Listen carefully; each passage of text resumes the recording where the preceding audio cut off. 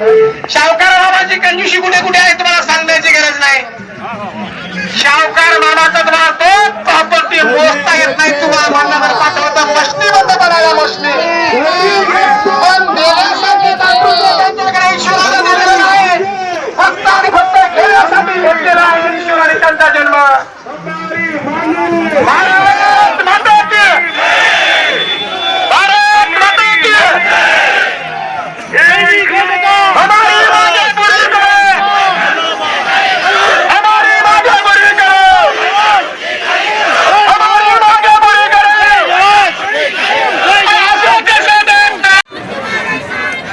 पाटील साहब तुम आगे बढ़ो. पाटील साहब तुम आगे बढ़ो. अरे पाटील साहब तुम आगे बढ़ो. जय जवान. असं कसं भेटत जय जवान. जय जवान. असं कसं भेटत नाही.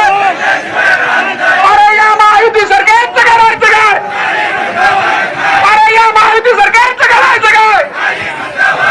अरे या माहिती सरकारच्या नावानं अरे या माहिती सरकारच्या नावानं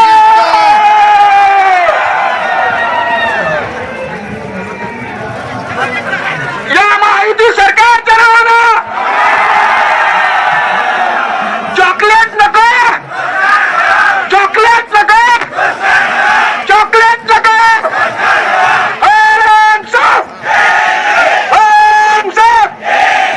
असं कसं भेटत नाही. असं कसं भेटत नाही. जय हिंद.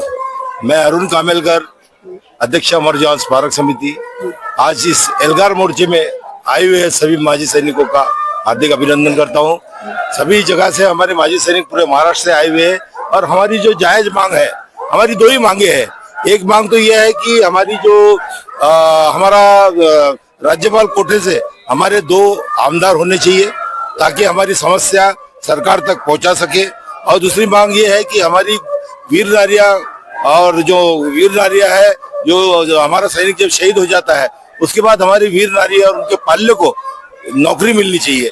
क्योंकि बाहर बाकी सेक्टर के अंदर यदि कोई एक्सपायर हो जाता है तो उसके पाल्य को नौकरी मिलती है, उसको ये होता है. लेकिन हमारे सैनिकों के वीर नारियों को नौकरी नहीं मिलती है. ये बहुत बड़ी समस्या है और इसीलिए हमारा ये एल्गार मोर्चा 2 पॉइंट पे आगे इस यहाँ तक पहुंचा है. पिछले 9 तारीख से लेकर 13 तारीख तक हम यशवंत स्टेडियम में धरने में बैठे थे और आज हमारा ये भव्य मोर्चा यहाँ पे सभी महाराष्ट्र के गौरव सेनानी आए. धन्यवाद. मुख्य मागणी काय आपली. आमची मुख्य मागणी हेच आहे की आमच्या राज्यपाल कोट्यातून आमचे 2 आमदार व्हायला पाहिजे. आणि दुसरी मुख्य मागणी म्हणजे आमचे जे गौरव सेनानी आपले वीरमाता आहे सैनिक निधन झाल्यावर त्यांच्या पाल्यांना त्यांना नोकरी भेटली पाहिजे. या 2च मागण्या आम्ही ठेवल्या आहे. आता जो सैनिकांचा अपमान होताना दिसतोय तुम्हाला सर्वत्र, त्याविषयी तुम्ही काय सांगाल. मॅडम एवढे तर GR गव्हर्नमेंट काढते पण त्या ज्या GR वर अंमलबजावणी काहीच होत नाही. कारण एवढे GR गव्हर्नमेंट काढते आमच्या पक्षा याच्यामध्ये पण त्याच्यावर काहीच अंमलबजावणी होत नाही. कोणत्या ऑफिसमध्ये गेल्यावर त्या सैनिकाच्या बरोबर व्यवहार होत नाही. हे फार चुकीची गोष्ट आहे. याच्यावर गव्हर्नमेंटनं GR स्टिक काढला पाहिजे.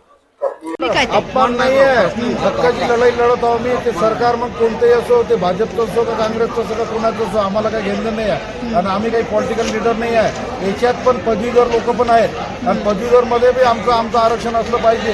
का आज जो आमदार बनतो तो 5 वर्ग शिकून त्याला आमदार होतो. काय मतलब मला या गोष्टीचा. आमचे बी क्वालिफाईड माणसं आहेत.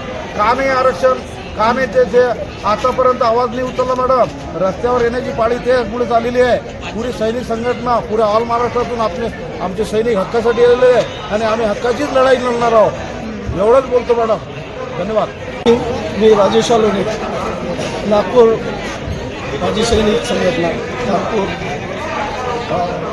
आमच्या विधानसभेवर जो मोर्चा आलेला आहे त्या आम्हाला आमच्यावरती जो वेळ आलेली आहे ही वेळ अशी आली की आमचे जे काही पॉईंट आहेत, जे आमच्या मागण्या आहे, हे मागणारं कोणीच नसल्या कारणास्तव आम्ही ज्या तऱ्हेने आमदार पदवीधर संघटनेमधून एक आमदार जातो तसंच राज्यपाल कोट्यातून आमच्यावाले जे माजी सैनिक आहे यातून आमच्याला आमदार राहायला पाहिजे, जेणेकरून आमच्या ज्या काही मागण्या आहेत त्या मागण्या तिथे संसदेत मांडण्यात जाईल.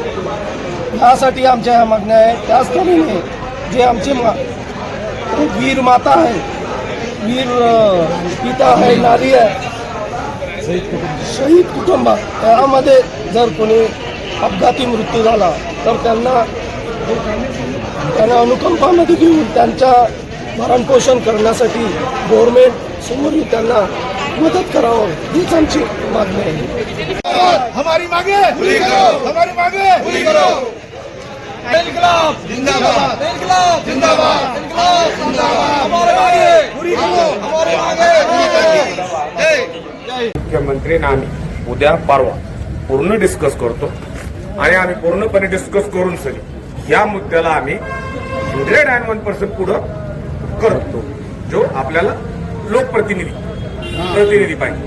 आणि दुसरा मुद्दा अनुक्रमचा असा म्हटले सर म्हणे ते डिपार्टमेंटचं ज्या डिपार्टमेंटचं त्या डिपार्टमेंटची ही प्रॉब्लेम राहते, तर आपण कुठे येतो केंद्रात येतो. तर आम्ही बिपिन सरनं खूप चांगला मुद्दा मांडला की सर तुम्ही करू शकता.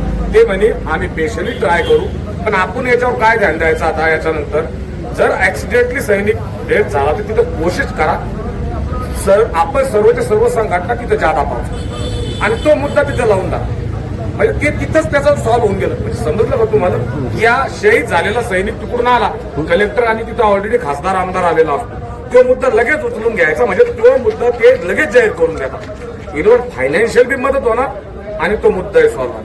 तरी सुद्धा आता या टोटली 14 तारखेला बोलले सर, 14 तारखेला उद्या 14 म्हणजे 15 उद्या ते 15 डिस्कस करू लागलो म्हणे. आणि सर दोन्ही मुद्दे महत्वाच्या मुद्द्यावर घेतो आणि मला वाटतं बिपिन सरना अजून एक मुद्दा सांगितला होता काहीतरी, त्याला बी बोलले 45% वाला. तर ते पण एक्झामचा मुद्दा सांगितला होता. ते बोलले आम्ही प्रत्येक डिपार्टमेंटला नोकऱ्या देत आहोत. म्हटलं नोकऱ्या देत आहे, पण आमचं 15% जे आरक्षण आहे ते तुम्ही देत नाहीये. त्याच्यामध्ये बऱ्याच डिपार्टमेंटमध्ये तुम्ही वगळता आणि बाहेरच्या लोकांना जागा देत आहे, त्याच्यावर तुम्ही तुमचं वचक नाहीये, ते तुम्ही शासनावर वचक ठेवा. तर म्हणजे ठीक आहे, हे मला माहिती नव्हतं, पण आता आम्ही आणि सर्व जिल्ह्याच्या पालकमंत्र्यांना मिटिंग घेऊन बोलवतो म्हणे आम्ही. आणि या सैनिकाचा जो याचा मुद्दा आहे आपला आरक्षणचा, या मुद्द्यावर विशेष लक्ष द्यायला सांगू. आणि याच्यानंतर जर तसं काही झालं तर तुम्ही डायरेक्टली माझ्याशी तुम्ही पत्रव्यवहार करू शकता संघटनेच्या मार्फत. आता महत्वाचं याच्यामध्ये कसं आहे, संघटनेची एकी गरजेची आहे, ठीक आहे. आणि आज आपण पाहिलं आपली एकी नाही असेल पण एकी आहे, परंतु या एकीमध्ये काही लोक काय बघत आहे की यांचा तमाशा कसा होत आहे. आज आपण त्यांच्या थोबाडत मारलेली आहे की तमाशा सैनिक जे सैनिक प्रतिनिधी, मी म्हणजे सैनिक, मी म्हणजे संघटना, हे जे त्यांच्या डोक्यात किडा आहे तो किडा बाहेर काढायचा आणि तो निघून जाईल. आणि तो कारण कोण, तुमचे माझ्यासारखे सभासद. सैनिक प्रतिनिधी काढणार नाही, त्यांना लाथून हाकला. तुम्ही सभासदांनी एकत्र राहून त्यांना म्हणा आम्हाला हा सैनिक प्रतिनिधी पाहिजे. त्यांना काही जिंदगीवरचा ठेका घेतलेला नाहीये, ठीक आहे. मला असं वाटतं की बिपिन मुले जर उद्या असं वाटतं तुम्हाला की हा काम करत नाही, किक आउट करायचं, दुसऱ्याला घ्या. या संघटना बिलकुल पहिला मुद्दा होता सर आपला एक मुद्दा आणखी होता आपला, विशिष्ट मुद्द्यावर घ्या. त्याचा रिस्पॉन्स काय आला? त्याचा मुद्दा आणखी होता आपला, नागपूर जिल्हा सैनिक कल्याण बोर्डाला अधिकारी नाहीये. तोही मुद्दा आपण सोडलाय त्यांच्याकडे. त्यांना बोललो आपण, तर ते म्हणे लवकरात लवकर आम्ही नियुक्त्या करू आणि लवकरात लवकर नागपूर जिल्ह्याला लवकर देऊ. मेन मुद्दा मी सांगतो, जो जिल्ह्यातले जे सैनिक बॉडी नेमेल आहे, सदस्य नेमेल आहे, त्याला ते पूर्ण चेंज करायचे. म्हणजे आता हे आलेले हे बॉडी टाकायचे. ऐका याच्या आता तुम्ही ह्योच मला बोलायचं. आता सर्व ऐकलं, हे दोन्ही मुद्दे आपले म्हणजे टॉप लेवलवर आहे. फर्स्ट आंदोलन आहे 75 वर्षातलं आपलं, त्याच्यामुळं थोडस टाइम लागेल आहे ना. हो बिलकुल. फक्त दुसरा मुद्दा एवढं सर्व ध्यान ठेवा, हे जे लोक आहे ना, आपण सर्व संघटनीय एक ठिकाणी येणं, आपली संघटना चालू दे. आपण जर महाराष्ट्राच्या क्षेत्रामध्ये आपण सर्व जर एक ठिकाणी आलो तर कोणताच मुद्दा ते हाताळू शकत नाही. आत्ताच उदाहरण आहे.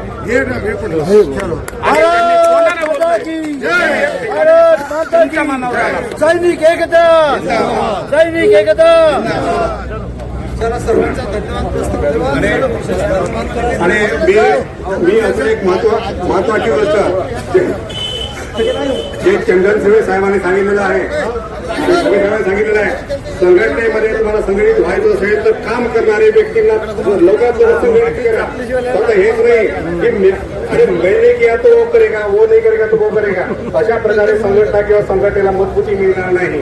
म्हणून तुम्ही कागदोपत्री परिपूर्ण राहायचं, कोण काय करायचं काय नाही करायचं ठरवलं आणि लिखाई